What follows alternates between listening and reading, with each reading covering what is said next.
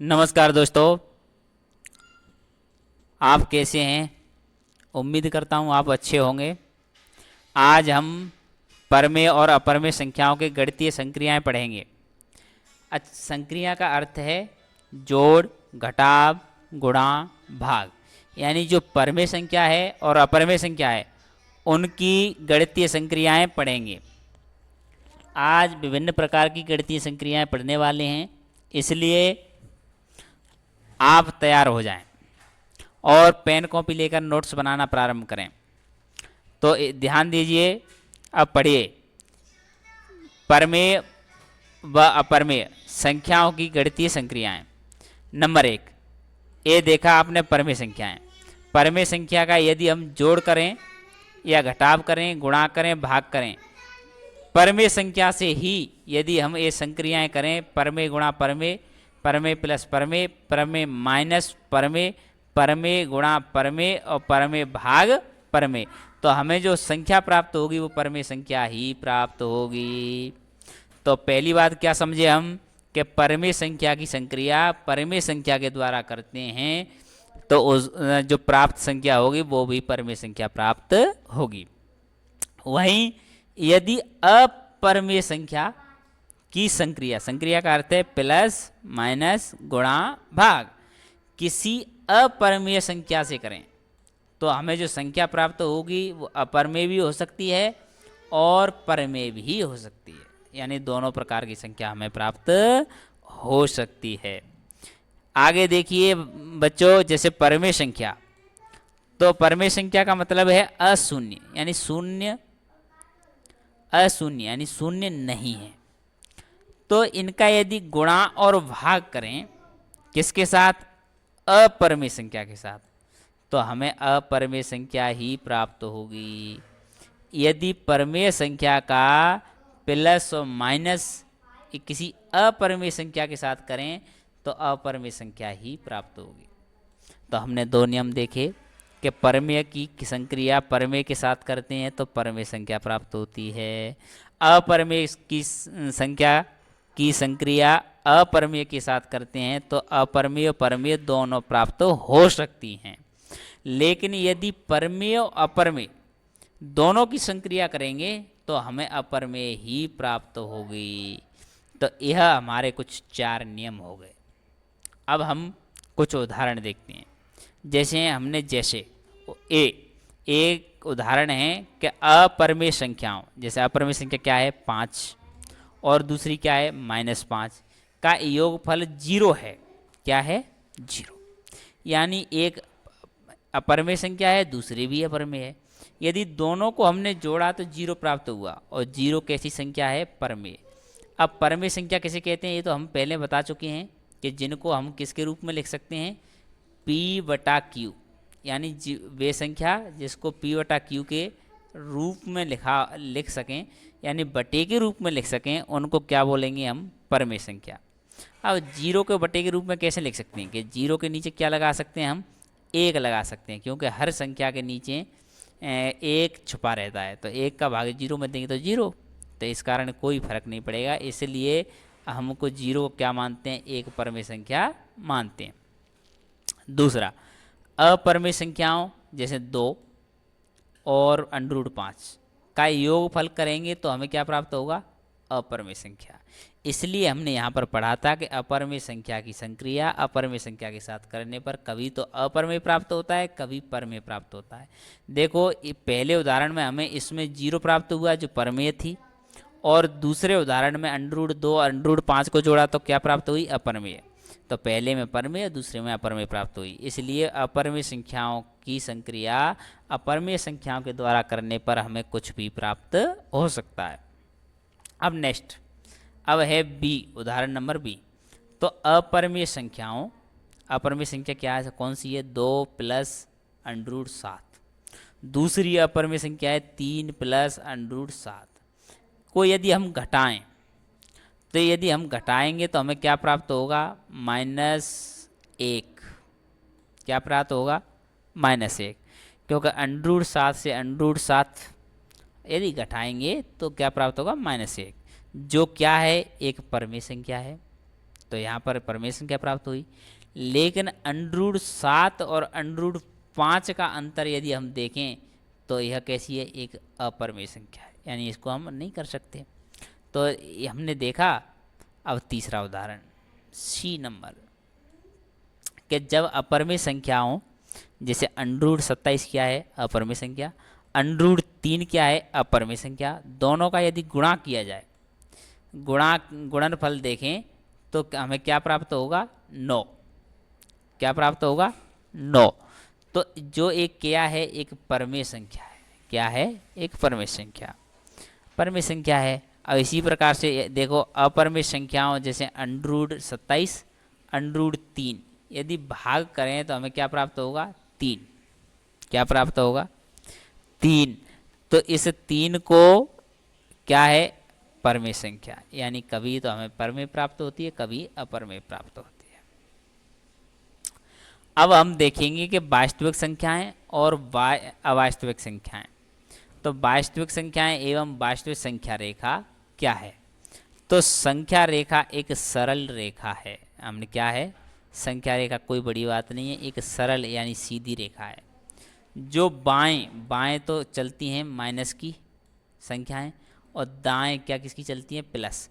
यानी बाएं की तरफ तो होता है माइनस अनंत और दाएं की तरफ होता है प्लस अनंत। जिस पर स्थित किन्हीं भी दो संख्याओं के बीच की दूरी बड़ी संख्या में से छोटी संख्या को घटाकर प्राप्त की जा सकती है। यानी हमें कि मान लो दो संख्याओं के बीच की दूरी चाहिए, दो बीच की दूरी, तो हम क्या करेंगे, बड़ी संख्या में से छोटी संख्या को घटा देंगे तो हमें वो दूरी प्राप्त हो जाएगी। उदाहरण के लिए हम देख सकते हैं, जैसे 6 और -2 के बीच की दूरी निकालनी है। तो बताओ 6 क्या है, एक बड़ी संख्या है, और -2 क्या है, छोटी संख्या है। तो जैसे ही 6 में से -2 करेंगे तो देखो माइनस, ये तो घटाव वाला चिन्ह है और ए माइनस की संख्या का चिन्ह है। तो यहाँ कन्फ्यूज नहीं होना है कि माइनस माइनस 2 बार कैसे आया। तो यहाँ जब माइनस गुणा माइनस करेंगे तो प्लस की हो जाएगी, और 2 किसकी हो जाएगी, प्लस की। तो 6 और 2 दोनों को आपस में जोड़ेंगे तो कितना प्राप्त होगा, 8। इसलिए जो 8 प्राप्त हुआ है, 8 इकाई, तो एक क्या है, -2 और 6 के बीच की दूरी है।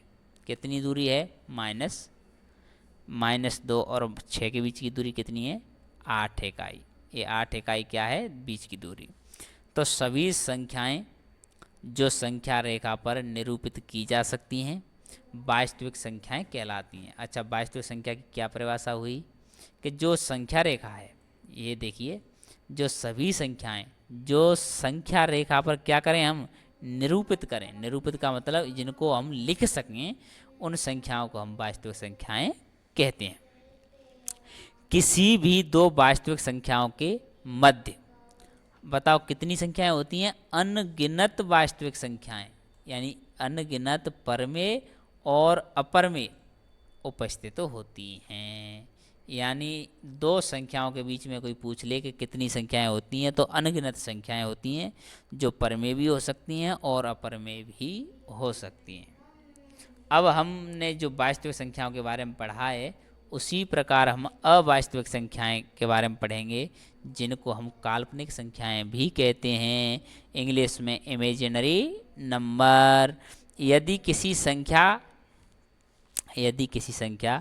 का वर्ग एक ऋणात्मक संख्या हो तो इस प्रकार की संख्याएं अवास्तविक संख्याएं होती हैं। अब देखो, हम समझेंगे कि यहाँ पर हमने देखा अंडरूट के अंदर -1, तो यह कोई संख्या नहीं है, क्योंकि माइनस की संख्या अंडरूट के अंदर एक कल्पना है, ये कोई वास्तविक संख्या नहीं है। ऐसी माइनस की जितनी भी संख्याएं माइनस रूट के अंदर होगा तो वो सारी संख्याएं अवास्तविक कहलाएंगी। तो बताओ, अंडरूट 3/4 ये भी कैसी संख्या है, अवास्तविक।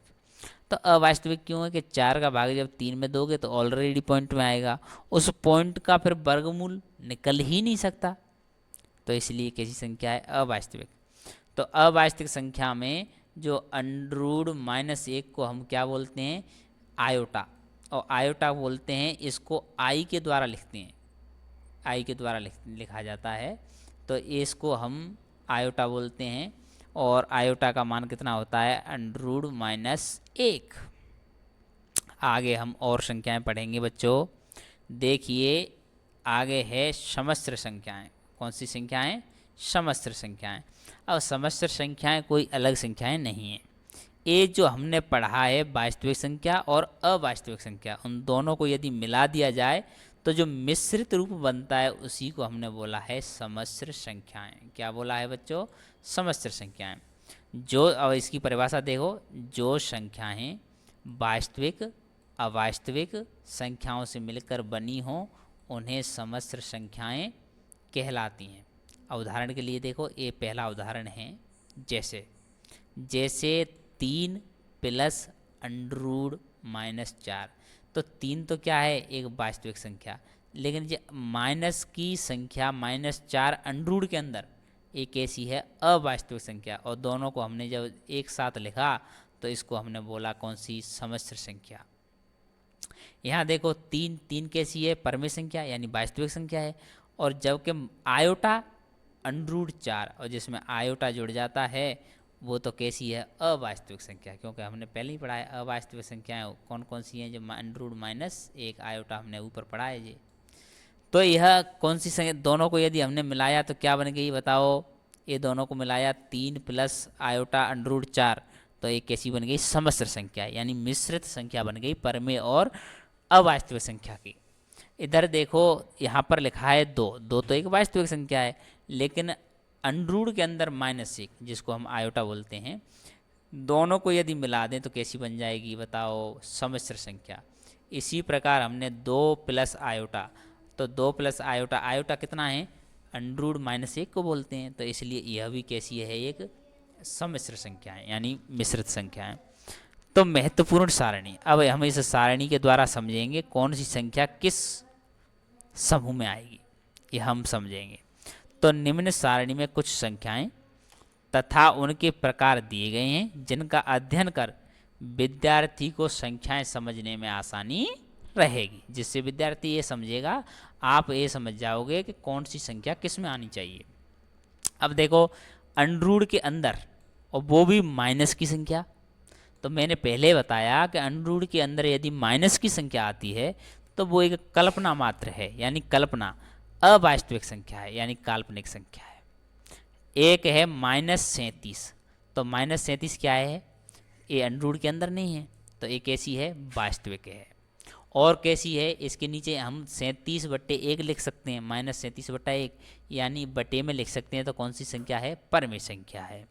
और ये अंडरूट वो माइनस वाली संख्या है, इसलिए माइनस में कौन सी आती है, पूर्णांक संख्याएं, इसलिए यह पूर्णांक संख्या है। और पूर्णांक संख्या में भी कौन सी है, ऋण पूर्णांक, यानी माइनस वाली संख्या को ऋण पूर्णांक बोलते हैं और प्लस वाली संख्या को धन पूर्णांक बोलते हैं। तो ये माइनस वाली है तो ऋण पूर्णांक। इस प्रकार से इसको विभिन्न प्रकार नाम दिए गए हैं, तो ये पूर्णांक के अंतर आती है। अब दूसरा है 19/5। अब ये दिख रहा है, तो बताओ 19/5 कैसी है, एक वास्तविक संख्या है, क्योंकि माइनस की अंडरूट के अंदर तो है नहीं। दूसरा परमेय संख्या है, परमेय क्योंकि P/Q के रूप में लिखा है, बटे के रूप में लिखा हुआ है। और एक है शांत दशमलव। शांत दशमलव क्यों है, क्योंकि 5 का भाग जब 19 में देते हैं तो इसको कुछ पॉइंटों के बाद इसमें अंकों की समाप्ति हो जाती है, यानी अंक लगातार अनंत तक नहीं चलते, इसलिए एक ऐसी दशमलव है शांत दशमलव। और इसको करके हम देख भी सकते हैं कि देखो 5 का भाग 19 में देते हैं तो कितनी बार जाएगा बच्चों, 5 बार, कि 5 पंजे 5×3 = 3 बार जाएगा, सॉरी कितनी बार जाएगा, 3 बार। अब जब 3 बार गया और 19 में से 15 घटाएंगे तो 4 बचते हैं, और यहाँ पॉइंट लगाएंगे वो हो जाएगा 40, तो 5×8 = 40। अब ये भाग क्या हो गया, समाप्त हो गया, और अंक क्या नहीं हो रहे, रिपीट नहीं हो रहे, यानी इसका आंसर आया 3.8 और 3.8, इसलिए इसको बोला शांत दशमलव। क्या बोला बच्चों, शांत दशमलव। अब यहाँ तक कोई दिक्कत नहीं है। ए नेक्स्ट नेक्स्ट क्या है 1/3, तो यह भी क्या है एक वास्तविक है और P/Q के रूप में लिखा है इसलिए परमेय है और अशांत है परंतु आवृत्ति दशमलव है। अशांत क्यों है? क्योंकि 3 का भाग जब 1 में देते हैं तो संख्या रिपीट होती रहती है, इसलिए इसको कहते हैं अशांत आवृत्ति दशमलव। और आवृत्ति क्यों है? क्योंकि अंक रिपीट हो रहे हैं इसलिए। अब नेक्स्ट है 0। अब 0 क्या है? एक वास्तविक संख्या है और 0 क्या होती है? परमेय संख्या है, क्योंकि इसके नीचे 0/1 कर सकते हैं। पूर्णांक क्या है? पूर्णांक है क्योंकि 0 पूर्णांक संख्याओं में आती है।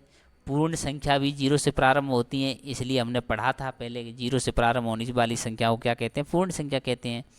और सम संख्या भी है क्योंकि 0 जिसके भी पीछे लगेगी वो सारी संख्याएं कैसी होंगी? सम संख्या, इसलिए 0 सम संख्या भी है। अब नेक्स्ट 1 क्या है? तो 1 वास्तविक संख्या है और क्या है? परमेय संख्या है, क्योंकि P/Q के रूप में लिख सकते हैं 1/1। पूर्णांक संख्या है क्योंकि पूर्णांक में भी आती है और प्राकृत संख्या है। हमने शुरुआत में जो क्लास प्रारंभ की थी, यदि आपने नहीं देखी है तो उनको देख सकते हो। तो शुरुआत हमने कहाँ से की थी प्राकृत संख्या की? 1 से, यानी 1 से प्रारंभ होने वाली संख्या जो अनंत तक चलती हैं उनको क्या कहते हैं? प्राकृत संख्या। अब नेक्स्ट है विषम संख्या। तो 1 किस में आती है? विषम संख्या में आती है, जिसमें 2 का भाग पूरा पूरा नहीं जाता, उनको हम क्या कहते हैं? विषम संख्या। इसलिए 1 में कभी भी 2 का भाग नहीं जाता, इसलिए यह कैसी संख्या है? विषम संख्या। और न तो ये भाज्य है और न ही अभाज्य है। तो 1 के बारे में हमने पढ़ा। नेक्स्ट 2 के बारे में। 2 क्या है? एक वास्तविक संख्या है, एक परमेय संख्या है, पूर्णांक के अंदर आती है, पूर्ण के अंदर आती है, प्राकृत संख्या के अंदर आती है, सम संख्या है और अभाज्य संख्या है। अभाज्य सबसे छोटी अभाज्य संख्या है, क्योंकि इसके गुणनखंड कितने होते हैं? मात्र 2। एक तो 1 और एक स्वयं 2। इसके अलावा इसमें किसी का भाग नहीं जाता, इसलिए यह एक अभाज्य संख्या भी है। नेक्स्ट देखोगे 3/4। यह कैसी है? वास्तविक संख्या है लेकिन परमेय भी है साथ साथ में और शांत दशमलव है, क्योंकि 4 का जब भी इसमें भाग देंगे तो यह अंक रिपीट नहीं करती, एक शांत दशमलव है। तो जब 7 का भाग 10 में देंगे तो बताओ ये कैसी है? एक वास्तविक संख्या है, परमेय भी है क्योंकि P/Q के रूप में लिखा है और अशांत है क्योंकि इसके अंक रिपीट होते रहेंगे और इसीलिए आवृत्ति दशमलव भी है। तो अब नेक्स्ट √16। √16 एक वास्तविक संख्या है और एक परमेय संख्या भी है। परमेय संख्या क्यों है? कि जब √16 को बाहर निकालते हैं तो इसका वर्गमूल लेते हैं। वर्गमूल कितना आता है इसका? 4। कितना आता है? 4। तो 4 इसका वर्गमूल है और 4 क्या है? एक परमेय संख्या, तो 4/1 लिख सकते हैं। और पूर्णांक भी है क्योंकि 4 पूर्णांक के अंदर आता है। पूर्ण संख्या भी है क्योंकि 0 से प्रारंभ होती हैं, 1 2 3 4, तो 4 उसके अंदर भी आता है। प्राकृत संख्या भी है क्योंकि 1 से प्रारंभ होती है, 1 2 3 4, तो 4 प्राकृत संख्या के अंदर भी आता है। सम संख्या भी है क्योंकि सम संख्या जिसमें 2 का भाग पूरा पूरा जाता है, जैसे 2 4 6 8, तो यह सम संख्या भी है। भाज्य संख्या भी है। भाज्य उन संख्या को बोलते हैं जिनके गुणनखंड 2 से अधिक होते हैं, तो इसके गुणनखंड 1 2 4 3 गुणनखंड हैं जो 2 से अधिक हैं, इसलिए यह भाज्य भी है। और जो √15 है, नेक्स्ट कितना है? √15। तो √15 एक वास्तविक संख्या भी है, एक अपरमेय संख्या है क्योंकि इसका कोई भी वर्गमूल नहीं आता, इसलिए कैसी है? अपरमेय संख्या। और एक अशांत अनावृत्ति दशमलव है, यानी जब भी इस √15 का मान निकालेंगे तो एक ऐसी संख्या आएगी जो कभी शांत नहीं होगी और वो अंक भी रिपीट नहीं होते, इसलिए इसको अशांत अनावृत्ति दशमलव में रखा गया है। तो नमस्कार दोस्तों, आपको क्लास अच्छी लगी हो तो आप हमारे चैनल को सब्सक्राइब करें। RVV एकेडमी में आपका स्वागत एवं हार्दिक अभिनंदन, इसलिए आप सब्सक्राइब करें और इसी प्रकार हमारे चैनल से जुड़े रहें। धन्यवाद।